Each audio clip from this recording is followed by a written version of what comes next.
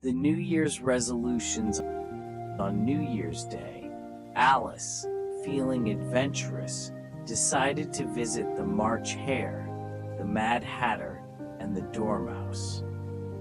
The air was crisp and cool, and she had hoped for a cheerful start to the year. Upon arriving, however, she found their tea table in its usual state of delightful chaos. It was breakfast time, yet the table was cluttered with teapots, mismatched cups, and an assortment of crumbs and jam smears that looked as though they had been there for weeks. Alice settled into a chair, brushing off biscuit crumbs from the seat. "Happy New Year," she greeted. "What are your New Year resolutions?" March Hare froze mid-bite, his ears twitching. "Resolutions? Don't understand," he muttered, his nose twitching suspiciously, as if resolutions were some kind of trick. "Explain yourself," the Mad Hatter demanded, though his mouth was stuffed with a large bun. He waved a teapot dramatically as if it were a scepter, spraying a bit of tea onto the Dormouse, who didn't stir. Alice sighed patiently. "Resolutions are promises you make to yourself to improve in some way over the year. For example," she said, pointing at the Dormouse, "he could resolve not to fall asleep at the table." The Dormouse stirred slightly and mumbled, "Too sleepy," before yawning deeply and curling back into the teapot he was nestled against. "And you," Alice continued, turning to the March Hare, "could resolve not to push the Dormouse into the teapot." The March Hare looked indignant. "But what if he snores too loudly? It's for everyone's peace and quiet." "And you," Alice said, frowning at the Mad Hatter, "could resolve not to ask riddles that have no answers." The Hatter gave her an exaggerated look of horror. "What? No riddles? But riddles are the spice of tea. Without them, what would we talk about? The weather?" The White Rabbit, who had been lurking in the background, adjusted his pocket watch and sniffed disdainfully. "They couldn't keep a resolution for one day, let alone a whole year," he scoffed. Alice, undeterred, clapped her hands. "In that case, I'll make it easier. I'll give a prize to the one who keeps their resolution just for today." This caught everyone's attention.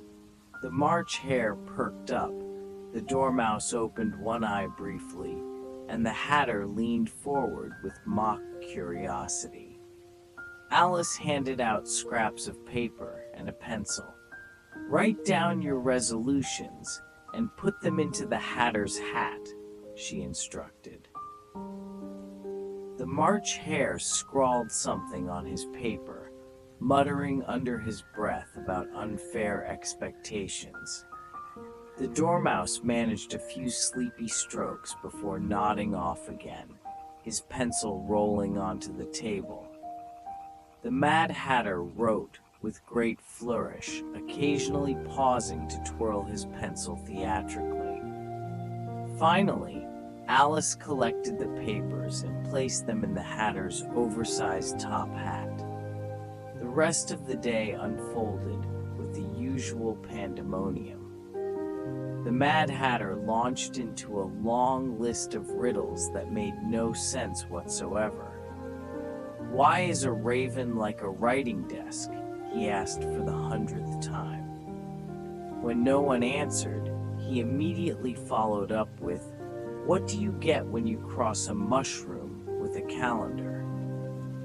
As always, he refused to provide any answers, claiming they were too obvious.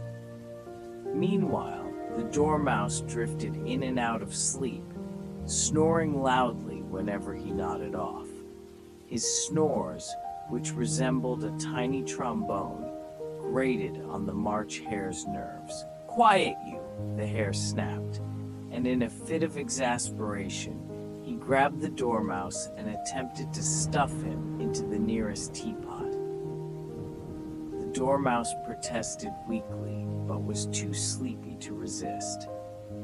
Alice spent much of the day playing mediator. "March Hare, stop that! Dormouse, wake up! Hatter, please stop with the riddles!" Her attempts at order were in vain, as the trio's antics only grew wilder as the hours passed. The White Rabbit, observing from the sidelines, merely shook his head. "I told you they couldn't keep a resolution," he muttered. Finally, as the sun set and the sky turned a warm shade of orange, Alice declared it was time to check the resolutions. She dipped her hand into the Hatter's hat and pulled out the first slip of paper. "Dormouse," she announced, "you promised not to fall asleep at the table, and you did. So you're out."